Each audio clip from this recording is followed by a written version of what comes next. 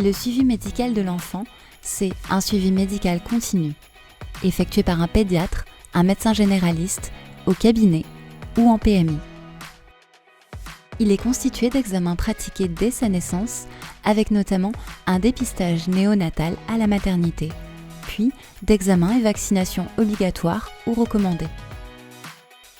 Pensez à toujours prendre le carnet de santé. Ce carnet est essentiel à la qualité de suivi de l'enfant.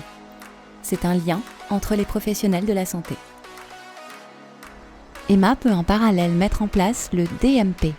C'est le dossier médical partagé qui regroupera toutes les informations médicales de l'enfant. L'assurance maladie vous accompagne avec le programme d'accompagnement à domicile. L'enfant d'Emma est en bonne santé. Il est temps de rentrer à la maison. Si vous ressentez des inquiétudes comme Emma, n'hésitez pas à en parler aux professionnels qui vous suivent.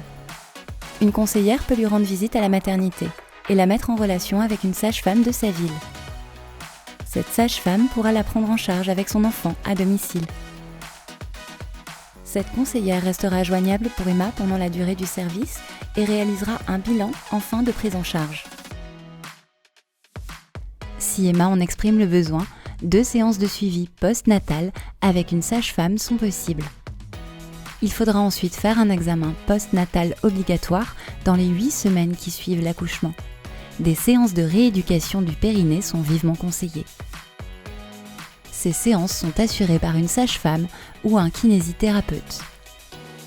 Emma peut se rendre à la PMI, la protection maternelle et infantile. Avec ou sans rendez-vous, des infirmières et sages-femmes sont présentes pour la guider et répondre à ses questions et inquiétudes. Elle peut avoir des discussions sur le mode de garde de son enfant, être orientée vers des lieux d'accueil parents-enfants. Le médecin de la PMI, assisté de puéricultrice, peut examiner l'enfant de sa sortie de maternité jusqu'à ses 6 ans.